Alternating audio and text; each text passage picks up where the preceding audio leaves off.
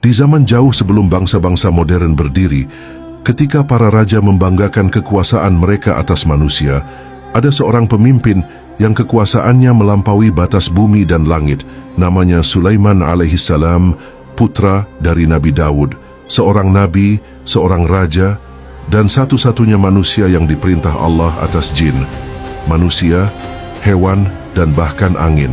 Ketika masih muda, Nabi Sulaiman dikenal sebagai pemuda yang lembut hati dan tajam akalnya.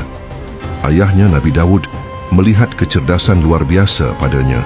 Bahkan dalam Al-Quran, Allah menyebut, "Dan kami anugerahkan kepada Dawud, Sulaiman. Dia adalah hamba yang sebaik-baiknya. Sungguh dia amat taat kepada Allah." Quran Surat Sad ayat 30.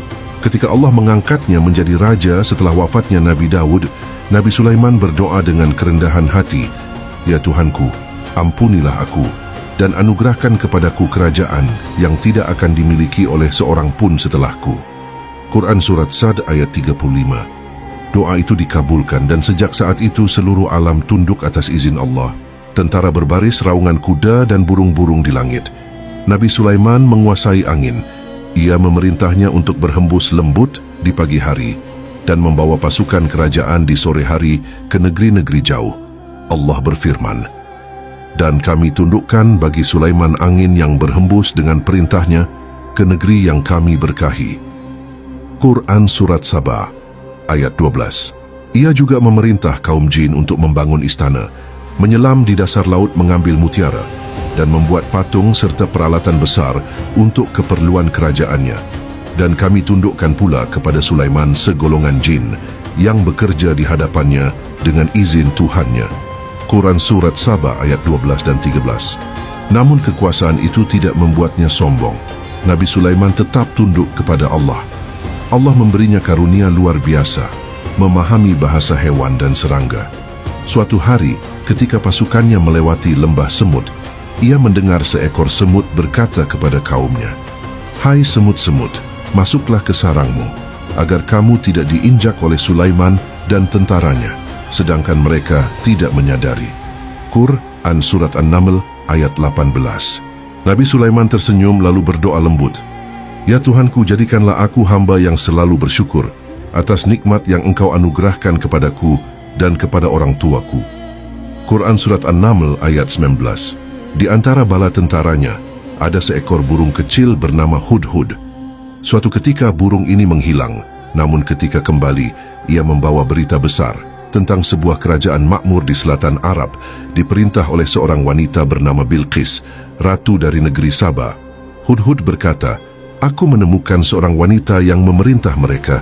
Dia diberi segala sesuatu dan memiliki singgasana yang megah, tetapi mereka menyembah matahari, bukan Allah." Quran Surat An-Naml ayat 23 dan 24. Nabi Sulaiman tidak marah. Ia menulis surat penuh kebijaksanaan. "Dengan nama Allah yang Maha Pengasih lagi Maha Penyayang, janganlah kamu berlaku sombong kepadaku dan datanglah kepadaku dengan berserah diri." Quran Surat An-Naml ayat 30 dan 31. Bilqis membaca surat itu. Ia terkejut oleh keagungan dan ketegasan sang Nabi. Namun sebelum ia tiba, Nabi Sulaiman memerintahkan pasukannya, "Siapa yang dapat membawa singgasana Ratu Saba kepadaku sebelum ia datang?" Salah satu jin berkata, "Aku dapat membawanya sebelum engkau berdiri dari tempat dudukmu." Tapi seorang hamba yang diberi ilmu oleh Allah berkata, "Aku dapat membawanya dalam sekelip mata." Quran Surat An-Naml ayat 39 dan 40. Dan dalam sekejap, singgasana itu sudah di hadapan Nabi Sulaiman. Ketika Bilqis tiba, ia menyadari keagungan dan kebijaksanaan Nabi Sulaiman. Ia akhirnya berkata dengan penuh haru, "Ya Tuhanku, sesungguhnya aku telah berbuat zalim terhadap diriku sendiri, dan aku berserah diri bersama Sulaiman kepada Allah, Tuhan semesta alam." Quran Surat An-Naml ayat 44. Di akhir hidupnya, Nabi Sulaiman tetap memimpin dengan adil dan penuh iman. Namun ketika ajal menjemput, tidak ada satupun makhluk yang tahu bahwa ia telah wafat. Tubuhnya berdiri tegak, bersandar pada tongkatnya. Sementara para jin masih bekerja membangun istana. Hingga seekor makhluk kecil dari bumi menggerogoti tongkat itu dan tubuh Nabi Sulaiman pun roboh ke tanah. Maka tatkala kami telah menetapkan kematian Sulaiman, tidak ada yang menunjukkan kepada mereka kematiannya, kecuali seekor makhluk bumi yang memakan tongkatnya. Quran Surat Saba ayat 14. Begitulah akhir dari seorang raja yang besar. Kerajaannya luas, bala tentaranya tak terhitung, namun ia wafat dengan tenang, tanpa singgasana, tanpa kemegahan. Hanya nama dan iman yang kekal di sisi Allah. Nabi Sulaiman mengajarkan pada dunia bahwa kebijaksanaan bukan tentang kuasa atas makhluk, tapi tentang tunduknya hati kepada Sang Pencipta.